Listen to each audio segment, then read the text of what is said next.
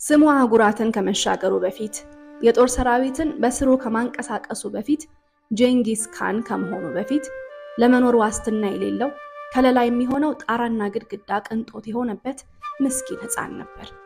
ዛሬ ስናስታውሰው ገናና የሆነውን አገዛዙ ወደ አእምሯችን ቀድሞ ይመጣል። ጄንጊስ ካንን ለማወቅ ግን ወደ ኋላ ወደ ልጅነቱ ወቅት መመለስ ግዴታ ይሆንብናል። የዚህ ጨቅላ ልጅ ስም ቴሙጂን ነው። በልጅነቱ እየተማረ ያደገው የሱ እውነት በህይወት እንዲኖሩ የሚመኛቸው ነገሮችን ሁሉ በራሱ ልፋት የግሉ ማድረግ እንደሚኖርበት ነው። ዛሬ ይዘንላቸው የመጣነው ታሪክ ይህ ዙሪያ ገባው ገደል የሆነበት ሕፃን እንዴት ዓለም እስካሁንም በጀግንነቱ የሚያነሳው እናም አከራካሪ ስም ያለው ትልቅ ሰው ሊሆን እንደቻለ ነው። እስከ መጨረሻው አብራችሁን ቆዩ ግብዣችን ነው። ጄንጊስ ካን የተወለደበት ወቅት አሻሚ ቢሆንም እንደ አውሮፓውያን አቆጣጠር በ1962 ነው የሚሉ መዛግብት በብዛት ይገኛሉ። የመጀመሪያ ስሙ ቴሙጂን ይባላል።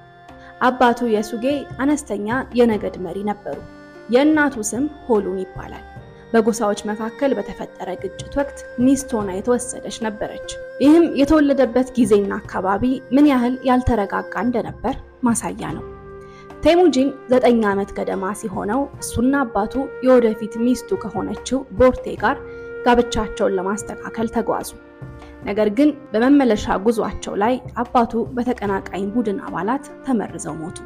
ከአባቱ ህልፈት በኋላ ቴሙጂንና ቤተሰቡ መመኪያ የነበረውን ትልቅ ሰው በማጣቱ ተጎዳ። ይህ በየዕለቱ ህገወጥ ተግባር በሚስተዋልበት ሞንጎሊያ አደገኛ ነበር። ቴሙጂን እናቱ፣ ወንድሞቹና እህቶቹ የዱር ምግብን በመሰብሰብና ትናንሽ እንስሳትን በማደን ኑሯቸውን መግፋት ጀመሩ። እነዚህ ጊዜያት ህፃኑ ቴሙጂን ኃላፊነትን፣ መሪነትንና ታማኝነትን በልቡ እንዲታተም ያደረጉት ናቸው። እነዚህ ዓመታት ቴሙጂን የአባቱ ምትክ ሆኖ ቤተሰቡን ለመጠበቅ የተለማመደባቸው ነበሩ። በመሃል በተፈጠረ ግጭት ታላቅ ወንድሙ የነበረውን በህተርን እስከ መግደል ደርሷል። በጉርምስና እድሜው ቴሙጂን ቤተሰቡን ጥለው በሄዱት ታዩቺዩድ እጅ ወደቀ። እንዳያመልጥም ከእንጨት በተሰራ አንገትጌ ታሰረ። ሆኖም ግን መላ አላጣም። ከጠባቂዎቹ አንዱን አሳምኖ እንዲያመልጥ ረዳው። ይህ ክስተት ስለ ቴሙጂን ጸባይ አንድ ነገር ያሳያል። ምንም አይነት ስልጣን ወይም ክብር ሳይኖረው እንኳን የሰዎችን እምነት ማግኘት፣ ፈቃዳቸውን መግዛትና መወደድ የሚችል ሰው ነበር። ይህ እንደ መሪ የጥንካሬው የመጀመሪያ ምልክት ነበር። ሰዎች ከእርሱ ጋር ለመቆም መረጡ። ገና በመሪነቱ ዘመን ማለዳ በህይወቱ እጅግ ተጽዕኖ ፈጣሪ ከሆነችው ሴት ቦርቴ ጋር ትዳር መሰረተ። ጋብቻቸው ሁሌም መሆን አለበት እንደሚባለው ፍቅርና መፈቃቀድ ላይ የተመሰረተ ብቻ አልነበረም፣ ይልቁንስ ስልታዊም ነበር። ሆኖም ግን ቴሙጂን እና ቦርቴ ተጋብተው ብዙም ሳይቆዩ ቦርቴ መርኪት በተሰኘ ነገር ተወሰደች። በወቅቱ ቴሙጂን ብቻውን እሷን ለማዳን የሚያስችል ኃይል አልነበረውም። ስለዚህ ከሁለት ሰዎች ድጋፍ ጠየቀ። የመጀመሪያው ቶግሩል ይባላል። ይህ ሰው በአንድ ወቅት ከቴሙጂን አባት ጋር ቅርበት የነበረው ኃያል ሰው ሲሆን፣ ሁለተኛው ደግሞ የልጅነት ጓደኛና ወንድሙ የሆነው ጃሙካ ነው። በሁለቱ ሰዎች ህብረት ቴሙጂን የልጅነት ሚስቱን ማስመለስ ቻለ። ጃሙካ የቴሙጂን አብሮ አደግ ነው። አብሮ አደግ ይባሉ እንጂ መሃላቸው ያለው ቅርርብ ግን ከወንድምም በላይ ነበር። ይሁንና የማያስማማቸው አንድ ነገር ነበር። ስለ ስልጣን እንዲሁም መሪነት ያላቸው ምልከታ ፍጹም ተቃራኒ ነበር። ጃሙካ በባህላዊ የባላባታዊ አገዛዝ ያምን ነበር። ስልጣን ለታላላቅ ዘሮችና መደቦች ብቻ የተሰጠ ነው በሚለው መርህ የሚመራ። በአንጻሩ ቴሙጂን አመራር ስልጣን ካለው ቤተሰብ በመወለድ ሳይሆን በብቃት መገኘት እንዳለበት የሚያምን ነበር። ይህ የርዕዮተ ዓለም ልዩነት የሞንጎሊያን የወደፊት ዕጣ ፈንታ የወሰነ ክስተት ሆነ። ለ13 ዓመታት ያህል የበለጠ ተከታይ ለማግኘት እርስ በርስ ተፎካከሩ። ጦርነቶች ተካሄዱ፣ ጥምረቶች ተለዋወጡ። ከዓመታት ፉክክር በኋላ ቴሙጂን አሸናፊና ተጽዕኖ ፈጣሪ ሆኖ ወጣ። ጃሙካ በቴሙጂን ጦር ሲያዝ የክብር ሞት ይሰጠው ዘንድ ጠየቀ። ቴሙጂንም ፈቀደለት። ይህ ክስተት ቴሙጂን በዘፈቀደና በስሜት የሚሰራ ሰው አለመሆኑን ያሳያል ሲሉ በርካቶች ይመሰክሩለታል። የሚከተላቸው ወጥነት ያላቸው መርሆች ለመሪዎቹ ያለው ታማኝነት እንዲሁም የስልቶቹ መዋቅርና ብቃት ረጅም ርቀት እንዲጓዝ ያደረጉት ቁልፍ ነገሮች ነበሩ። ሞንጎላውያንን ማዋሃድ። እንደ አውሮፓውያን አቆጣጠር በ1206 በተካሄደው ታላቅ ጉባኤ ወይም ኩሩልታይ ዋና ዋናዎቹ ነገዶች የቴሙጅንን መሪነት ተቀበሉ። ጀንጊስ ካን የሚል ማዕረግም ተሰጠው። ትርጉሙም የዓለም ገዢ እንደማለት ነው። ይህ የማዕረግ ስም እንደው ስም ለመስጠት ብቻ የተሰጠው አልነበረም። ይልቁንስ የሚስተዋል እውነተኛ መዋቅራዊ ለውጥን ያንጸባርቃል። ጀንጊስ ካን የሞንጎሊያን ማህበረሰብ መልሶ አደራጀ። ሜሪቶክራሲ የሚለውን መርህ በበቂ ሁኔታ ለህብረተሰቡ ማስተዋወቅ። ይህ መርህ ስልጣን ወይም መሪነት የሚሰጠው በብቃት ወይም በችሎታ እንጂ በዘር አይደለም የሚል ነው። ሌላኛው ደግሞ ወታደራዊ መዋቅርን ያዋቀረበት መንገድ ነው። ለቅልጥፍና ሲባል ሰራዊቱን በ10 በመቶ በ1000 እና በ10000 ክፍሎች የማደራጀት አሰራርን ዘርግቷል። የሃይማኖት መቻቻልና መከባበር እንዲኖርም ሁሉም በሞንጎሊያ ያሉ ዋና ዋና እምነቶች ጥበቃ እንዲደረግላቸው ተደርጓል። በተጨማሪም ቀልጣፋ የፖስታ ቅብብሎች ስርዓትን በመዘርጋት በመላው ግዛት ፈጣን የመገናኛ ዘዴ እንዲኖር አድርጓል። እነዚህ ለውጦች ቀደም ሲል ተበታትነው በነበሩ ጎሳዎች መካከል አንድነትና የጋራ ማንነትን ፈጠሩ። በወታደራዊ አወቃቀርና አደረጃጀት የሞንጎል ሰራዊት በታሪክ እጅግ ውጤታማ ከሆኑት ሰራዊቶች መካከል አንዱ ለመሆንም ቻለ። ለዚህም ዋና ዋና ምክንያቶች ተብሎ የሚጠቀሱት እያንዳንዱ ወታደር የተዋጣለት ፈረሰኛና ቀስተኛ መሆኑ፣ በእያንዳንዱ የአመራር ክፍል ውስጥ ያለው ቅንጅት፣ ከተወረሩ አካባቢዎች የከበባ መሳሪያዎችንና የተለያዩ ቴክኒኮችን ለራሳቸው እንዲጠቅም አድርገው መውሰዳቸው እንዲሁም ከተሸነፉ ቡድኖች የተውጣጡ ጎበዝ ተዋጊዎችና የቴክኒክ ሰዎች በስርዓቱ ውስጥ እንዲካተቱ የተዘረጋው አሰራር የሞንጎል ሰራዊት ቁጥር 1 ሰራዊት እንዲሆን ያስቻሉት ቁልፍ ምክንያቶች ነበሩ። በዋረዘም ግዛት የተደረገው ዘመቻ በጀንጊስ ካን አገዛዝ ዘመን ከተካሄዱ ትልቅ ዘመቻዎች መካከል ይጠቀሳል። ዘመቻውን የጀመረው በወረራ ሳይሆን ንግድን መሰረት በማድረግ ነበር። ጀንጊስ ካን ዲፕሎማሲያዊ ግንኙነቶችን ለመመስረት ነጋዴዎችን ወደዚህ ግዛት ላከ። ሆኖም ግን ኦትራር የተሰኘው ግዛት ገዢ ነጋዴዎቹን ለስለላ ነው የተላኩት በማለት ገደላቸው። ቢሆንም ጀንጊስ ወዲያው ወደ ጦርነት አልተጣደፈም። ዲፕሎማሲያዊ ምላሽ ለመስጠትና ፍትህ ለመጠየቅ አምባሳደሮችን ላከ። ይህ የመጨረሻ የሰላም ምልክት ነበር። ነገር ግን የግዛቱ መሪ ሻህ ማንም ሊደፍረው ያልቻለውን አደረገ።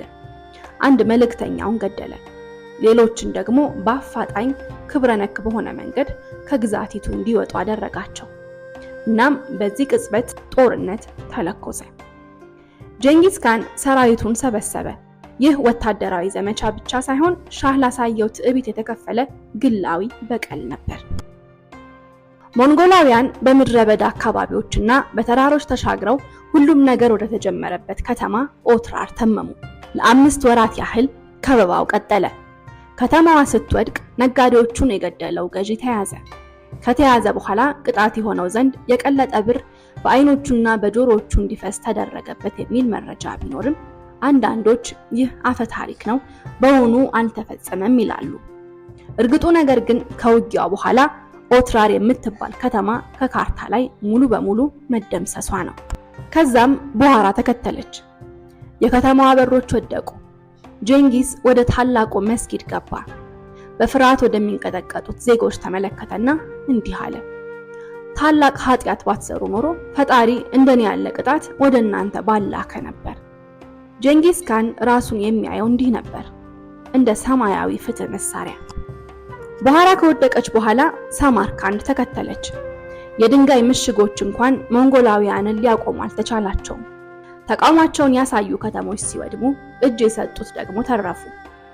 ግዛቱ ሲቃጠል የዋረዘም ሻህ ሸሸ። ከከተማ ወደ ከተማ፣ ከበረሃ ወደ በረሃ ተሰደደ። ጀንጊስ ምርጥ ጀነራሎቹን ጄቤንና ሱቡንታይን እንዲያሳድዱት ላከ። ሻህ በካስፒያን ባህር ላይ በሚገኝ ሰው በሌለበት ደሴት ላይ ብቻውን እስኪሞት ድረስ በሺዎች የሚቆጠሩ ማይሎች ተከተሉት። ግዛቱ ጠፋ፣ ስሙም ተደመሰሰ። ለጀንጊስ ካን ይህ ድል ብቻ አልነበረም፣ ለዓለም የተሰጠ ማስጠንቀቂያም ጭምር እንጂ። ጀንጊስ ካን የሞንጎል ጎሳዎችን ባዋሃደ ጊዜ ዓላማው ድል መንሳት ብቻ አልነበረም። በየጊዜው በሚነሱ ሁከቶች ዝሎ ነበር። ለዘመናት ምድረ በዳው በጎሳዎች ጠብና ማለቂያ በሌለው ፉክክር ተከፋፍሎ ነበር። ጄንጊስ ያንን በስርዓት በታማኝነትና በህግ መተካት ፈልጓል። ያሳ በመባል የሚታወቅ ህግ ፈጠረ። ይህም በስሩ ባሉት ሁሉ የሚተገበር የህግ ማዕቀፍ ሲሆን ጎሳቸው፣ ደረጃቸው ወይም ሃይማኖታቸው ምንም ይሁን ምን ከዚህ ማዕቀፍ ውልፍት የሚል አልነበረም። ያሳ አንድ ተራ መዝገብ አልነበረም። ከወታደራዊ ስነ ስርዓት አንስቶ እስከ ንግድ፣ ጋብቻና ፍትህ ድረስ ሁሉንም ዘርፎች የሚገዛ ህያው ኮድ ነበር። በጄንጊስ አገዛዝ ፈረስ መስረቅ ወይም መዋሸት ለሞት ሊዳርግ ይችላል። ነገር ግን በታማኝነት ላገለገሉ የሚሰጠው ምስጋናና ክብር ሁሉንም ይገዛል። ጄንጊስ ጨካኝ መሪ ነበር። ጨካኝ ብቻም አልነበረም፣ ምክንያታዊም ነበር። ታማኝ፣ ኃላፊነት የሚሰማው ቆራጥ ነበር የሚሉ በርካቶች ናቸው። ጄንጊስ ካን በግዛቱ አንድ ሃይማኖት አልሾመም። አውሮፓ በሃይማኖታዊ ጦርነት ውስጥ እያለች የሞንጎል ግዛት ሙስሊሞች፣ ክርስቲያኖች፣ ቡዲስቶች አልፎ ተርፎም ሻማኖች በነፃነት ሃይማኖታቸው የሚያዘውን ሁሉ ያደርጉ ነበር። ሃይማኖት ለህብረተሰቡ ስነ ምግባር መጠንከር ይጠቅማል ብሎ ስላመነ የሃይማኖት መሪዎችንና ምሁራንን ከግብር እስከ ውትድርና አገልግሎት ነፃ አድርጓል። ሰፊውን ግዛቱን ለማስተዳደር በዘር ሳይሆን በችሎታ የተመረጡ የአካባቢ ገዢዎች ስርዓት አቋቋመ። የፋርስ አስተዳዳሪዎች፣ የቻይና መሐንዲሶችና የአረብ ምሁራንን አመጣ። ሰራዊቱ ኃይለኛ ብቻ ሳይሆን የተደራጀና ቀልጣፋም ነበር። እያንዳንዱ የ10 ወታደሮች ቡድን መሪ ነበራቸው። እያንዳንዱ የ100 ወታደር ቡድን አዛዥ ነበረው። እያንዳንዱ ሺህ ደግሞ ጀነራል ነበረው። መረጃና ትዕዛዝ ስርዓት ባለው መልኩ ወደ ታች ይወርድ ነበር። ምናልባትም ከታላላቅ አስተዋጽኦቹ አንዱ መንገዶችን ማደስና መጠበቁ ነው። ከጄንጊስ በፊት ምስራቅንና ምዕራብን የሚያገናኘው መንገድ አደገኛ ነበር። በእሱ አገዛዝ ወቅት ነጋዴዎች ፖክስ ሞንጎሊካ ወይም የሞንጎል ሰላም ከቻይና ወደ አውሮፓ በሰላም መጓዝ ይችሉ ነበር። መደበኛ ክብደቶችንና መለኪያዎችን አስተዋውቋል። ለነጋዴዎች የሚመቹ አሰራሮችን ዘረጋ። በዚህም ምክንያት ንግድ አደገ። ሐር፣ ወረቀት፣ መድኃኒትና ባሩድን የመሳሰሉ ቁሶች ለመጀመሪያ ጊዜ ድንበር ዘለው ወደ ሌላው የዓለም ክፍል መዳረስ ጀመሩ። እርግጥ ነው የጄንጊስ ካን አገዛዝ ገር አልነበረም። በወረራዎቹ በሚሊዮን የሚቆጠሩ ሰዎች ሞተዋል። ከተሞች በሞንጎል አገዛዝ ስር ጠፍተዋል። ነገር ግን በተመሳሳይ ጊዜ ግዛቱ ዓለም ከዚህ በፊት አይቶት በማያውቅ ደረጃ መረጋጋት፣ መግባባትና የባህል ልውውጥ እንዲኖር አድርጓል። እንደ አውሮፓውያን አቆጣጠር በ1227 ጄንጊስ ካን እድሜው 65 ገደማ ነበር። በዚያን ጊዜ በምዕራባዊ ዚያ የታንጉት መንግስት ላይ ዘመቻ በመምራት ላይ ነበር። ታንጉቶች በአንድ ወቅት ሁሌም ሊታመኑ ቃል ገብተውለት ነበር። ነገር ግን ጣሱት። ለጄንጊስ ክህደት ይቅር የማይባል ነው። በሽታና እድሜ እየከበዱት ቢሄዱም የጀመረውን ለመጨረስ ቆርጦ ከሰራዊቱ ጋር ዘመተ። ከዚያ ግን አንድ ነገር ተከሰተ። ዝርዝሩን እስካሁን ማንም አያውቅም። አንዳንድ መዛግብት በአደን ወቅት ከፈረስ ላይ ወድቆ እንደሞተ ይናገራሉ። ሌሎቹ ደግሞ በጦርነት ቆስሏል ወይም በግዞት በወሰዳት የታንጉት ልዕልት ተገድሏል ይላሉ። እርግጡ ነገር ግን ዘመቻው ሳያልቅ በነሐሴ 1227 መሞቱ ነው። በመጨረሻም እስትንፋሱ አንድ የመጨረሻ ትዕዛዝ ሰጠ። ጦርነቱ እስኪጠናቀቅ ሞቱን ሚስጥር አድርጎ መያዝ። ሚስጥራዊው ቀብር። የታንጉት መንግስት በመጨረሻ ሲወድቅ ሞንጎላውያን የመሪያቸውን አስክሬን በጸጥታ ወደ ቤታቸው ወሰዱት። የቀብር ስነ ስርዓቱ በታሪክ ውስጥ ከማንኛውም የተለየ ነበር። ሐውልት አልተሰራለትም፣ የወርቅ መቃብርም አልነበረም። ሚስጥራዊነትና ታማኝነት ብቻ። በታሪኩ መሰረት አስክሬኑን ያጀቡት ወታደሮች ቦታው እንዳይታወቅ በመንገዳቸው ላይ ያገኟቸውን ሁሉ ገድለዋል ይባላል።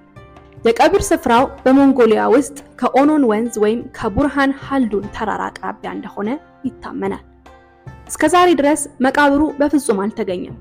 ዘመናዊ ጉዞዎች፣ ሳተላይቶችና አርኪኦሎጂስቶች ለ10 ዓመታት ፈለጉት። ነገር ግን የሞንጎላውያን ሚስጥር አሁንም እንደተጠበቀ ነው። ጄንጊስ ከሞተ በኋላ የሞንጎል ግዛት አልፈረሰም፣ ይልቁንም ተስፋፋ። ከእሱም ሊተርፍ የሚያስችል በቂ የሆነ ጠንካራ ስርዓት ገንብቶ ነበር። ከመሞቱ በፊት ግዛቱን በልጆቹ መካከል ከፍሏል። በተለይም ሶስተኛ ልጁ የሆነው ኦጎዴይ ካን በጥበቡና በዲፕሎማሲው ይታወቅ ነበር። በኦጎዴይ ስር ሞንጎላውያን የበለጠ ገፉ። ምስራቅ አውሮፓን፣ ፐርሺያንና አብዛኛውን ቻይናን ድል ነሱ። የልጅ ልጆቹ ንጉሠ ነገሥት ሆኑ። ኩብላይ ካን በኋላ ቻይናን ያስተዳደረና የዩዋን ስርወ መንግስትን የመሰረተ፣ ሁላጉ ካን ባግዳድን ድል የነሳ። ዓለም በእንደዚህ አይነት ሰፊ አንድነት ስር ያለ አገዛዝን አይታ አታውቅም እስኪባል ድረስ የጀንጊስ ካን ዘሮች ዓለምን ተቆጣጠሩት። ግዛቱ እያደገ ሲሄድ መሰንጠቅም ጀመረ። የጀንጊስ ቤተሰብ የተለያዩ ቅርንጫፎች የተለያዩ ክልሎችን አስተዳደሩ። በሩሲያ ጎልደን ሆርድ፣ በፐርሺያ ኤልከኔት፣ በቻይና ዩዋን፣ እያንዳንዱም ከሌላው። በአንድ ምዕተ ዓመት ውስጥ ጀንጊስ በፍርሃትና በታማኝነት የገነባው አንድነት መጥፋት ጀመረ። ሆኖም ስሙ ፈጽሞ አልጠፋም። ከዘመናት በኋላም ቢሆን ህጎቹ፣ የፖስታ ስርዓቱ፣ ብቃትን መሰረት ያደረገ መርሁ፣ የዲፕሎማሲ ሐሳቦቹ በምድረ በዳው ርቀው ባሉ መንግስታትና አስተዳደሮች ላይ ተጽዕኖ አሳድሮ ቀጥሏል። በሞንጎሊያ ጀንጊስ ካን እንደ ወራሪ ሳይሆን የህዝቡ አባት፣ ማንነትንና ዓላማን የሰጣቸው ሰው ተብሎ ይታወሳል። ፊቱ በገንዘብ፣ በሐውልቶች፣ በሚሊዮኖች ልብ ውስጥ ይታያል። ውድ የሀገር ልጅ ቤተሰቦች ለዛሬ ያዝንላችሁ ታሪክ ይህንን ይመስል ነበር። እንደወደዳችሁት ተስፋ እናደርጋለን። ከወደዳችሁት ላይክ፣ ሼር ማድረግ አትርሱ። ሐሳባችሁንም ኮሜንት አድርጉልን። ቤተሰብ ለመሆንም ሰብስክራይብ አድርጉ። ሳምንት በሌላ ቆንጆ ታሪክ እናገኛችኋለን። ቸር ያገናኘን።